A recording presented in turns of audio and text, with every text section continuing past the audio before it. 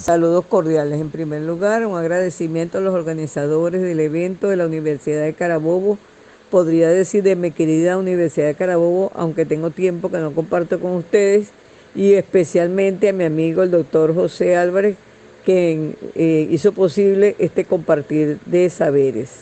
En Argentina encontramos entonces que entre los temas de investigación, vamos a decir, destaca el desarrollo cognitivo de los estudiantes, la historia de la educación y de la vida universitaria, pero algo interesante que conseguí fue que la educación regional en el 2021 investigó sobre educación primaria y en el 2022 siguen investigando en educación primaria, pero incorporan la educación secundaria.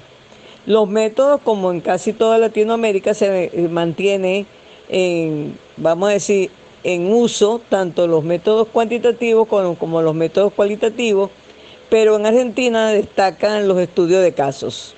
En Bolivia encontré que se investiga principalmente en ciencias duras y humanidades y menos en educación. No obstante, sí se consigue, sí han hecho investigación sobre educación, especialmente en la investigación intercultural y plurilingüe y en una metodología descolonizadora de la educación. Los métodos, como venimos señalando, cuantitativos y cualitativos. En Brasil encontramos entonces que ellos investigan en algunas temáticas que tienen que ver con las políticas educativas, o sea que su interés es que la investigación genere políticas educativas en educación inclusiva, discapacidad y educación especial, en gestión educativa, currículo y didáctica. Algo interesante es que se investiga en los tres niveles educativos, es decir, en la educación superior, en la educación media y en la educación primaria. El enfoque se mantiene como en toda América Latina, cuantitativo, cualitativo, pero aquí se habla de una perspectiva transdisciplinaria. Y entre las modalidades se ubica lo que se llama bibliográfico narrativo y la investigación histórica. En Colombia nos encontramos entonces que los temas predominantes son las políticas públicas del docente, la pedagogía y la didáctica, la universidad y la escuela. Y que los enfoques que se mantienen cuantitativos y cualitativos, pero se habla de una diferenciación entre lo que es la verdadera investigación y la investigación formativa. Es decir, que ellos diferencian esta investigación que generalmente hacen las universidades en los estudios de posgrado como investigación formativa. Las modalidades que, vamos a decir, predominan son la experimentación desde el punto de vista cuantitativo y la investigación participativa desde el punto de vista cualitativo, también la bibliográfica narrativa, y hablan entonces de un espacio interdisciplinario. En Chile entonces nos encontramos que el tema principal de investigación es el liderazgo y la organización, pero la idea es que esas investigaciones sean orientadas e influidas en las políticas públicas. Se habla también entonces de un espacio transdisciplinario y se investiga en los distintos niveles educativos. Los enfoques se mantienen entonces los cuantitativos con la modalidad empírico-analítico y los cualitativos con la investigación etnográfica y la investigación-acción. En Ecuador nos encontramos entonces, que según los autores, que hay poca investigación en educación, que no obstante esto está mejorando con la creación de la Asociación Ecuatoriana de Fomento de la Investigación Educativa. Los temas prioritarios son innovación en los procesos pedagógicos, formación docente, cobertura, calidad y equidad de la educación y la investigación y las políticas públicas. Los enfoques predominantes son los cuantitativos y cualitativos, pero hay algo novedoso acá, y es que los autores nombran la utilización de métodos mixtos. En Paraguay nos encontramos que los temas predominantes que ellos llaman líneas de investigación educativa son diversidad y desigualdad, características lingüísticas de la población, la educación bilingüe y la educación y género, entre otros. Pero un elemento, vamos a decir, que se destaca es que no se difunde ni se publica. Y con miras a esto, pues han venido creando redes como la red Estrado. Dentro de los enfoques no se nombran los métodos cualitativos ni cuantitativos, se habla de una perspectiva crítica y de una investigación participativa, lo que hace pensar un poco más hacia lo cualitativo. No obstante, la tendencia de los autores es que en América Latina coexisten estas dos modalidades o estos dos enfoques. En Perú encontramos que los temas que destacan es el bilingüismo y la educación indígena y los procesos pedagógicos y la equidad. Pero un carácter distintivo de los anteriores países es que se investiga únicamente en educación superior, a pesar de que se ha creado una sociedad de investigación educativa peruana y se le da un carácter interdisciplinario. En cuanto a los enfoques, predomina el cuantitativo un 80%, en la cual destacan dos tendencias, expofacto descriptivo y expofacto explicativo. En lo cualitativo destaca la investigación-acción, pero también se distingue porque aparecen los métodos mixtos con un 5,9%. En Uruguay no encontré así como un tema en particular, pero sí que se investiga sobre el posgrado y en posgrado y acerca de la educación secundaria. Y que hay una alta dispersión y heterogeneidad de la producción. Se mantiene un alto porcentaje en la investigación cuantitativa, no obstante hay una investigación cualitativa sobre la práctica docente, pero más que todo eso fue un determinado tiempo donde se inició justamente la investigación por ese campo.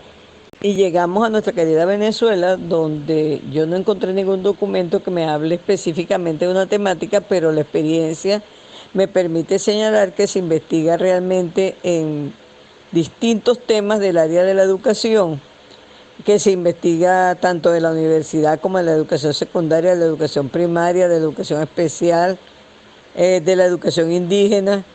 Es decir, que existe diversidad temática, también diversidad de enfoque, porque se mantienen los métodos cuantitativos con las técnicas estadísticas, pero también hay bastante avance en la investigación con enfoque cualitativo. Y se habla de disciplinariedad, interdisciplinariedad y transdisciplinariedad.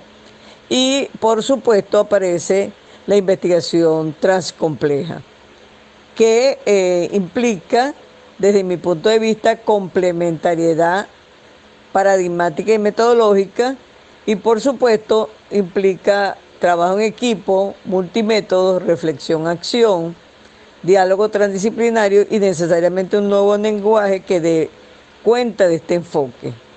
Este enfoque requiere lo que yo llamaba una mirada transcompleja, que necesariamente tiene que ser desde las ciencias naturales, con lo que consideramos que son sus métodos, su enfoque más adecuado, los cuantitativos, las ciencias sociales con sus métodos cualitativos, reconociendo que no son únicos de estas ciencias, y lo que hemos venido llamando las ciencias espirituales, que se pueden investigar tanto desde enfoques cuantitativos como cualitativos, predominantemente cualitativos, que hemos denominado dialécticos, en el entendido de que es la dialéctica entre las tres visiones que va a producir una matriz epistémica multidimensional que implica la sinergia y la reflexividad profunda y que nos va a permitir entonces ver la realidad con mayor amplitud y mayor profundidad.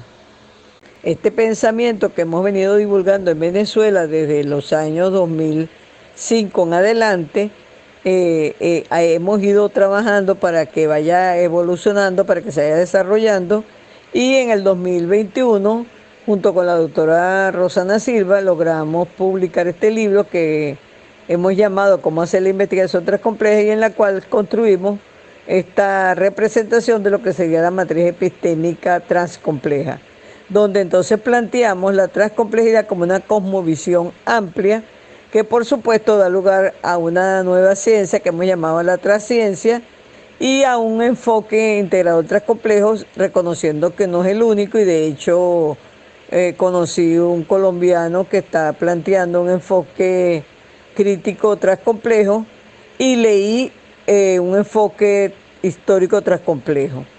Entonces vemos cómo este enfoque en la parte central del árbol, los principios epistemológicos y metodológicos que lo caracterizan, y cómo en las ramas, pues entonces vemos que este enfoque implica un diálogo, una dialéctica, una postura crítica y creativa que necesariamente implica una razón trans, es decir, lo racional con la intuición, con lo imaginativo, y la complementariedad metodológica, cuantitativa y cualitativa, que necesariamente van a dar lugar a un nuevo lenguaje que permita dar cuenta de este proceso de construcción de conocimientos intercolaborativos.